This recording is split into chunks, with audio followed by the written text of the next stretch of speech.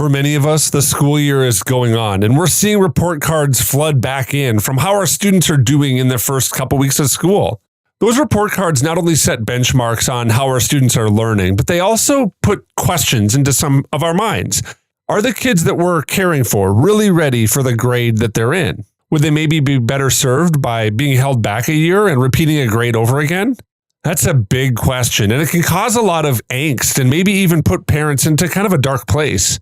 Well, today on the Celebrate Kids podcast, in our daily segment, Face in the Dark, Dr. Kathy's going to address this topic, looking at what happens when kids are held back a year, and addressing maybe a bigger topic. What is the purpose of school? So let's turn now to Dr. Kathy Cook. Don't be afraid of the dark. Be careful with stars.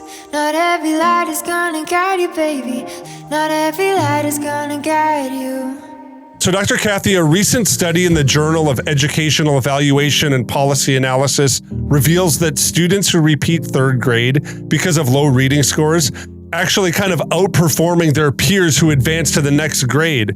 The study focuses on Indiana's grade retention policy and highlights the potential benefits of early grade retention policies that ensure students master foundational skills while providing academic and social support for those who repeat a school year. Now, Dr. Kathy, when we look at schools, we kind of see completing school or completing a grade really as an achievement.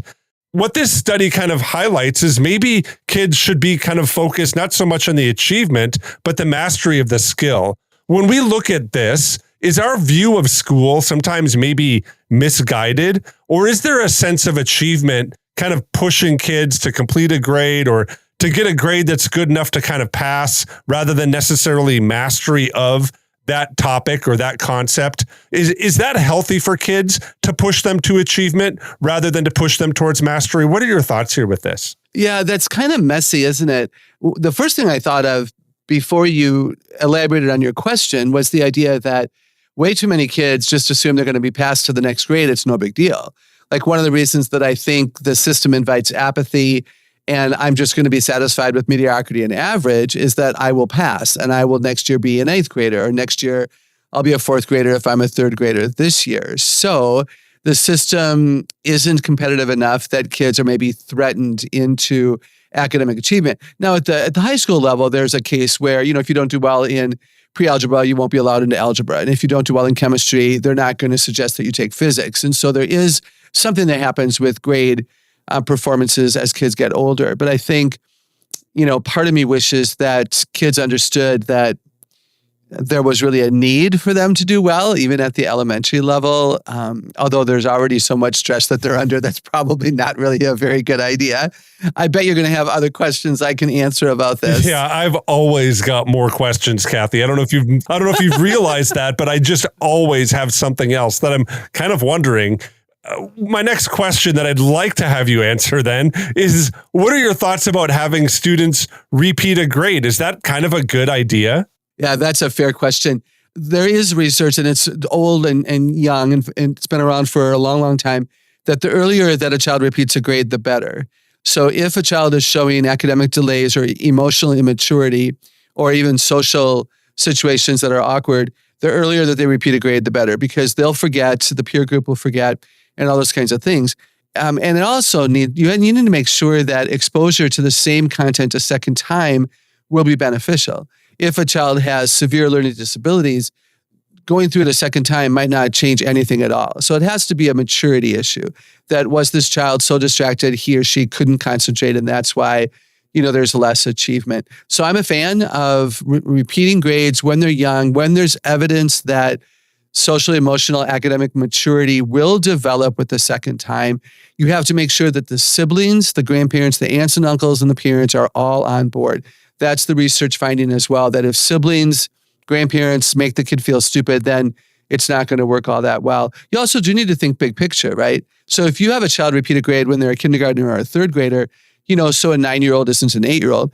The advantage can be when they're seniors in high school, if they're older and more mature, also means they're the first ones driving in their class. And you have to make sure that, the ideas that you're having when they're young, you're going to be able to live with when they're older, and you're going to have to make some decisions. I think that's really important. I never thought about that to get everyone on board, because I think sometimes as parents, we kind of just look at every kid in our house, and at least in our house, we kind of try to treat them each individually. We understand that they each have kind of individual skills or traits, but mathematics might be a hard thing. So I remember doing this with my daughter a couple years ago, just kind of looking at her and saying, yeah, math is hard and you might never be kind of excel in it or be good at it, right? And so we kind of had this thing in our mind that we didn't really maybe express to her a ton, but it was this idea that maybe she's just not a very good math student.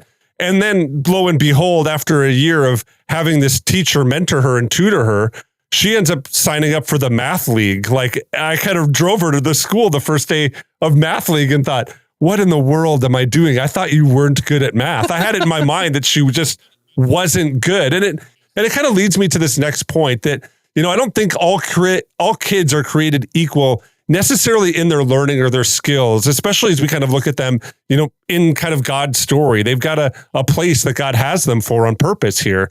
Should education have a little bit more diversity in terms of kind of learning structures or outcomes? Or is it good for us to kind of have our kids have to work sometimes to fit into some of the molds inside of education of, we all have to learn math and get to a place of algebra 2 or pre-calculus or what have you, or that every kid needs to have an understanding not only of biology, but also of chemistry and then physics and going on into those other arenas. Is that helpful for kids if they might not necessarily have kind of a proclivity to learn it? What are your thoughts there? Yeah, I think it's a both and. It's such a fair question. There are certain things that I think are essential, certain math skills and scientific reasoning. We don't put kids in all math and science classes so that they can be scientists. They're learning a way of thinking. They're learning a way of analyzing. They're learning a way of predicting. And they're learning, many things that they can use 24/7, 365, even if they're not in a school class. That's what we need to keep in mind as well. So certain things I think are a given, that every kid in this school system goes all the way through pre-algebra as an example. Everybody takes geometry or whatever the case may be, where that local school district has that autonomy to make those decisions. And then we help kids, decide to opt out of the things that aren't necessary.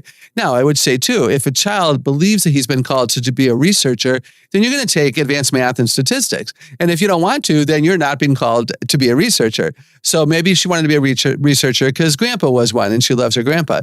So this is where, parents and teachers come alongside of kids and help them see the cause-effect nature of the decisions that are being made there. The other thing I will say, I think many schools have gotten quite good at recognizing different ways of learning. And so they have different classes for kids who learn differently. Certainly many homeschool parents understand that as well. What I think would be absolutely mind-blowingly wonderful would be if we had content changes. What if we allowed all the kids who want to learn how to fly a plane someday take a certain type of 4-week math unit that would help them with that?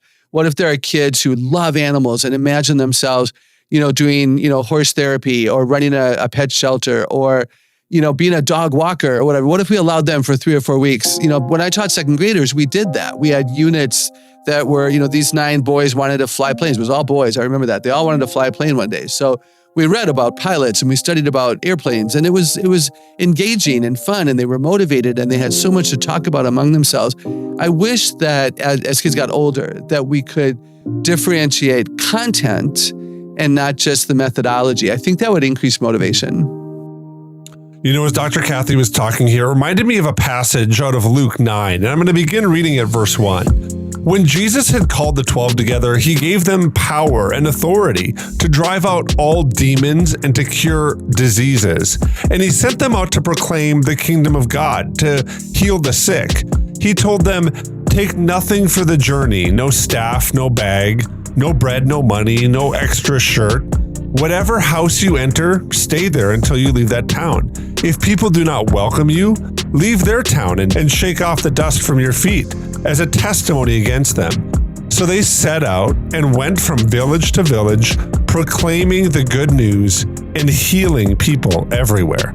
I love this passage because it kind of shows the dynamic of what it meant to really be a follower of Jesus. And not just to be a follower of Jesus, but to be sent out on behalf of Christ, to go into the furthest reaches in some ways for the disciples and to actually exercise the things that they saw Jesus doing. I think what we talked about today in the podcast kind of emulates a little bit of what happens here in Luke 9. That many times as parents, we can model learning well for our kids and maybe even kind of hit pause sometimes in our lives and assess where things are. Maybe even go back and redo something.